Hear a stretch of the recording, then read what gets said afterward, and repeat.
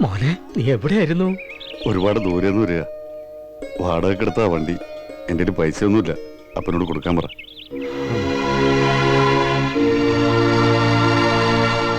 ഇയാളാരാ? കൃഷ്ണനുണ്ണി. പാപ്പുഞ്ഞിന് കൃഷ്ണനുണ്ണി ഓർമ്മയില്ല? കണ്ണറിഞ്ഞ് പൊട്ടിക്കുമെന്നും പറഞ്ഞ് ഇവന്റെ തലയ്ക്കൊട്ടൊരു ഏറും കൊടുത്തല്ലേ നീ ബൈക്ക് കൊടുത്ത് നാട് വിട്ടത്? ഏർ ഇവന്റെ കണ്ണിനല്ല, തടയാൻ വന്ന ഔതയുടെ നെഞ്ചത്താ കൊണ്ടത്. അതൊന്നും സാരില്ല. എൻ്റെ അപ്പനല്ലേ, അപ്പൻ ക്ഷമിച്ചോളും. ഇപ്പൊ എനിക്ക് മനസ്സിലായി, പൊട്ടിക്കൂന്ന് പറയുന്നതൊക്കെ മനുഷ്യന്മാർക്ക് പറ്റുന്ന മണ്ടത്തരങ്ങളാ. പൊട്ടിയിരുന്നെങ്കിൽ നിനക്കിപ്പോ എന്നെ കാണാൻ പറ്റുമായിരുന്നു, എനിക്ക് നിന്നെ കാണാൻ പറ്റുമായിരുന്നു. മോനെ, ഒരു കാര്യം സംസാരിക്കാനുണ്ട്. അതൊക്കെ പിന്നെ സംസാരിക്കാച്ചോ, ഞാൻ ഇവിടെ തന്നെ ഉണ്ട്. അപ്പനിപ്പോഴും വളരെ ദൂരമൊക്കെ ബൈക്ക് ഓടിക്കും അല്ലേ? ജനിക്കണമെങ്കിൽ അപ്പനെ പോലെ ജനിക്കണം. ഞാനൊക്കെ ഒരുമാതിരി. അപ്പനോട് പണം കൊടുക്കാൻ പറ. ഇല്ല, നിന്റെ കയ്യിൽ നിന്നെടുത്ത് കൊടുക്ക്. കടമായിട്ട് മതി, നിനക്ക് അപ്പം തരും. പെട്ടെന്ന് കയറി വന്ന് മോൻ അപ്പനെ ഇങ്ങനെ മതിമറന്ന് സ്നേഹിക്കുന്ന കാണുമ്പോ എന്റെ മനസ്സ് താങ്ങുന്നില്ല.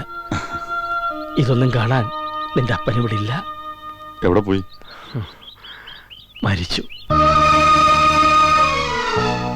കുറച്ചു ദിവസമായി, ഇതുവരെ അടക്കിയിട്ടില്ല. അതൊക്കെ ഞാൻ ഇന്നലെ അപ്പുറം കണ്ടാണല്ലോ.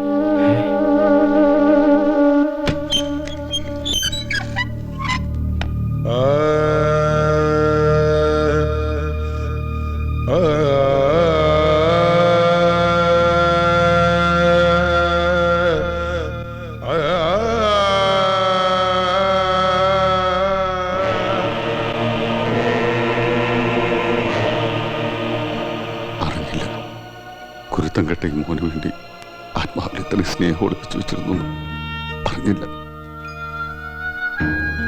ദേഷ്യായിരുന്നു, പകയായിരുന്നു.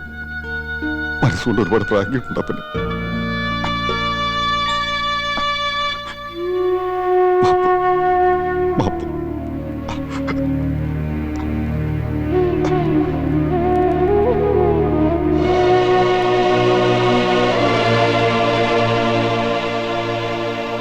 അല്ല, പാപ്പിക്കുഞ്ഞ് ഇത്രയും കാലം എവിടെയായിരുന്നു?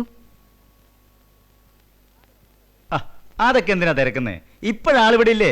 അതുപോലെ നിന്റെ ഒരു ഫോട്ടോ കിട്ടാതെ ഞങ്ങൾ എത്ര വിഷമിച്ചെന്നറിയാമോ? ഒരു പരസ്യം കൊടുക്കാൻ സാധിക്കുന്നില്ല, നിന്നെ ഒന്ന് കാണാൻ കഴിയുന്നില്ല. ഇനി അതൊന്നും പറയണ്ട, നീ വന്നല്ലോടാ കുട്ട. ഇനി എല്ലാരും കൂടി ഒരുമിച്ച് നിന്ന് വീതം വെച്ചാ അവന്റെ കയ്യിൽ നിന്ന് അതെല്ലാം തിരിച്ചു പിടിക്കാൻ പറ്റും. അതുവരെ അപ്പനെ അടക്കം ചെയ്യരുത്. അപ്പൻ അവിടെ അങ്ങനെ തന്നെ കിടന്നാ മാത്രമേ അവനും ഒരു ചാഞ്ചാട്ടം കാണുന്ന അന്തപ്പച്ചായം പറഞ്ഞേക്കണേ. അവൻ മാത്രം വിചാരിച്ച അപ്പൻ അടക്കാൻ പറ്റത്തില്ല. സത്യത്തിൽ ശവം സൂക്ഷിക്കാൻ അപ്പൻ ഇങ്ങനൊരു ബുദ്ധി തോന്നി വളരെ നന്നായി.